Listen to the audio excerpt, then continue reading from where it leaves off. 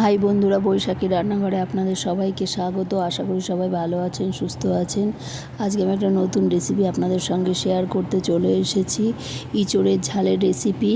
ইঁচড় তো আপনারা অনেকভাবেই খেয়েছেন, এইভাবে একবার বাড়িতে বানিয়ে দেখবেন, খেতে কিন্তু দারুণ হয়। আর খুব অল্প উপকরণের এই রেসিপিটি তৈরি করা যায়, আর পুরো নিরামিষ একটা রেসিপি। এই যে আমি এখানে ইঁচড় নিয়েছি, ইঁচড়টা কেটে নেব।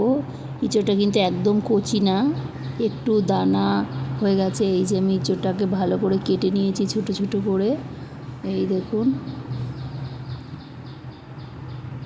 এই যে আমি ভালো করে ধুয়ে নিয়েছি। আর এদিকে আমি কাঁচা লঙ্কা চিড়ে নিয়েছি, তেজপাতা, গোটা জিরে নিয়েছি, মুগ ডাল নিয়েছি, আপনারা চাইলে বিউলির ডালও নিতে পারেন। আর ওখানে জিরে আর ধনে গুঁড়ো আর গরম মশলার গুঁড়ো। আর এখানে আলু ছোট ছোট করে কেটে নিয়েছি। কড়াই গরম করে সর্ষের তেল দিয়ে দিয়েছি, গোটা জিরে ফোড়ন দিয়ে দিলাম, তেজপাতা ফোড়ন দিয়ে দিলাম। এবার মুগের ডালগুলো দেওয়ার পরে একটু লাল লাল হয়ে এলে তারপরে আমি আলুগুলো দিয়ে দেব। আলুগুলো দিয়ে ভেজে নেব। আপনারা চাইলে মুগের ডাল না দিয়ে বিউলির ডাল বা কলাইয়ের ডালও দিতে পারেন ফোড়নের জন্য। আর এই যে এবার আমি কাঁচা লঙ্কা দিয়ে দিলাম, কাঁচা লঙ্কা চেরাগুলো, পরিমাণ মতো লবণ দিয়ে দিলাম, পরিমাণ মতো হলুদ দিয়ে দিলাম। ভালো করে আলুটাকে আমি ভেজে নেব। এই যে আলুটা আমার ভাজা হয়ে গেছে। এবার আমি ইঁচড়গুলো দিয়ে দেব। ইঁচড়টা কিন্তু আমি সিদ্ধ করিনি, সিদ্ধ না করে দিলেও তাড়াতাড়ি সিদ্ধ হয়ে যাবে, যেহেতু একটু বীজগুলো একটু শক্ত শক্ত হয়ে গেছে বীজগুলো, সেই জন্য ছোটো ছোটো করে কেটে নিয়েছি।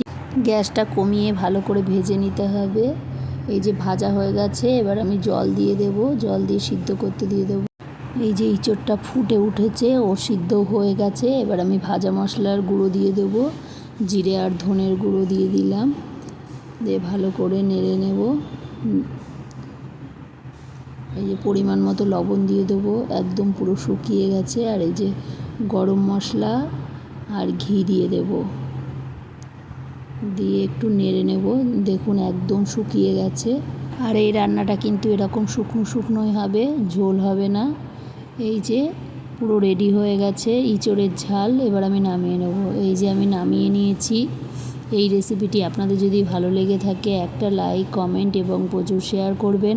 আমার এই চ্যানেলে যেই বন্ধুরা নতুন, সাবস্ক্রাইব করে দেবেন, পাশের বেল আইকনটি প্রেস করে দেবেন নতুন নতুন রেসিপির ভিডিও পেতে। আপনারাও বাড়িতে এইভাবে তৈরি করে দেখুন, খেতে কিন্তু খুবই সুন্দর হয়। আর আপনারা চাইলে রুটি কিংবা ভাত দুটোর সঙ্গেই খেতে পারেন। আর পুরো নিরামিষ একটা রেসিপি। আজকে এই পর্যন্তই, আবার অন্য কোনো দিন অন্য কোনো নতুন রেসিপি নিয়ে চলে আসবো।